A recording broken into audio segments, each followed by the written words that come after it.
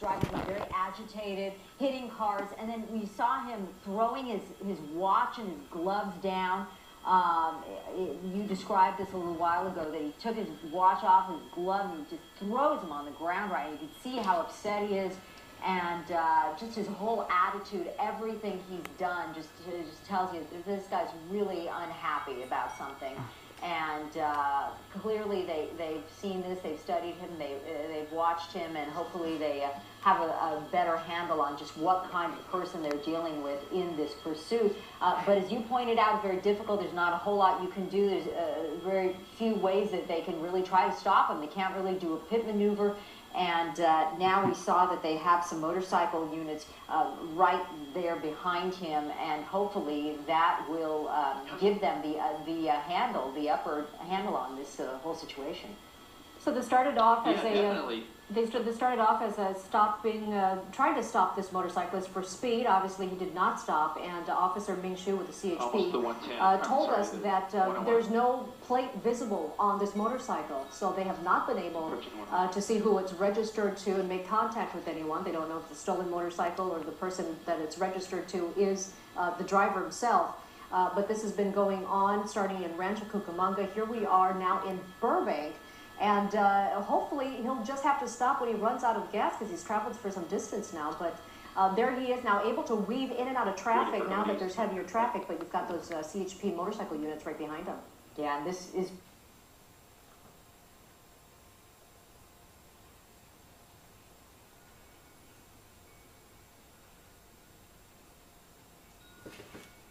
Exit there for a moment. He went through that intersection and then went right back on the freeway. It was a kind of a dangerous move there, passing a car on the right-hand side. He is northbound 170 at this point, coming up to Chandler Boulevard here. Still northbound on that 170 freeway. Was he waving? A dangerous move there as he proceeded off the off-ramp there. Now he's looking at him. He's looking at his hand like he's in pain. That move must have caused him some pain there, going through, probably having to brake. You know, he had to slow down a bit there, maybe squeezing that wrist. Was painful for him, but again, a very sketchy move there as he exited the freeway last minute and then jumping right back on the freeway. You can see him, definitely he's got some pain. Look at him switching his hand here. Switching hands. He's now throttling with his left hand. Oh, wow. So, you know, he may be having trouble with both hands at this point. Oh, my But look at him. He's very, very agitated at this point. Very dangerous for this driver. Left-handed, crossing his arms there, pulling on that throttle, but continuing to drive. And look at that. I mean, now he's switching back over to a normal position with his hands. But, you know, very dangerous situation for this driver, this motorcycle. He's definitely in some pain. And, you know, it just boggles the mind why he wouldn't just pull over and give it up. Yeah, and you can easily understand how at that rate of speed, by reaching out and even putting his hand in the way of another car as he's passing, allowing the other car to smack him in the hand and in the wrist, that he could have broken a bone. He could have broken several bones. He looks like he's having a really rough time just handling the bike down there, Gil. Oh, yeah, definitely. He's definitely in some pain, serious pain here. But he continues on. You know, look at him. I mean, I mean, maybe he's playing this up for us. I don't know. But certainly when he hit that vehicle with his left hand, it definitely broke his watch. So you can imagine at the speeds he was traveling at the time, about 80 miles an hour, hitting someone's mirror like that, or the vehicle at the very least, he almost is going to do some crying. major damage. Yeah. Yeah, exactly. Yeah, you gotta wonder. Bowing down his head. You got to wonder. I mean, like you say, this could be simply some drama, you know, created by someone who knows that he's being followed and wants to play it up. But it also could easily be someone who is in a great deal of pain. You know, sometimes when you injure yourself, it doesn't really kick in. The shock at first kind of masks the pain, and then after a while, you really begin to feel it. And that might be... It could well be what we're seeing right now. He could have easily injured himself very seriously.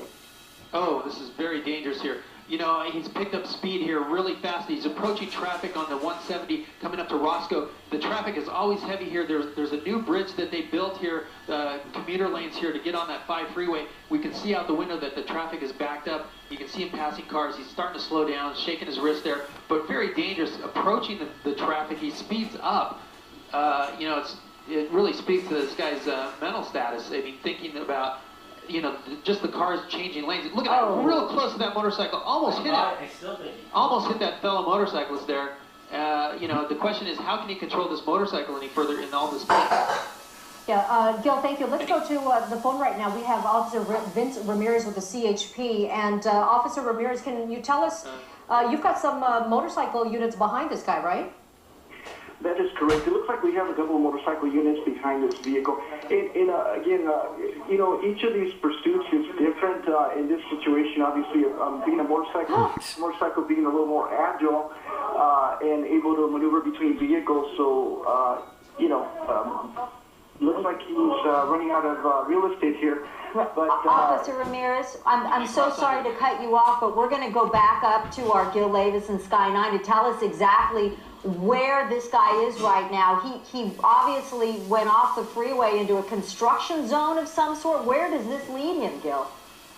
That's right. This is right at the 170 and the 5 freeway, the construction area. There, he's down. He's down on the ground. He's given it up here.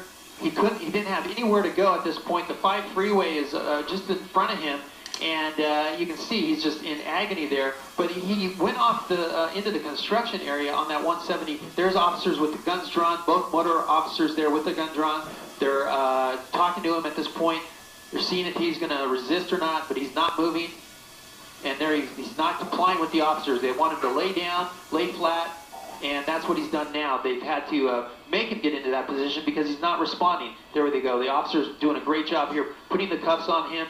But this pursuit is over in a very dangerous spot. This motorcyclist had nowhere to go as he got into that construction zone right there in the midst of the 170 and the 5 interchange here near Pacoima. Wow. Yeah, he's not resisting. The suspect is now in custody. He's not resisting now at all, and this is one of the few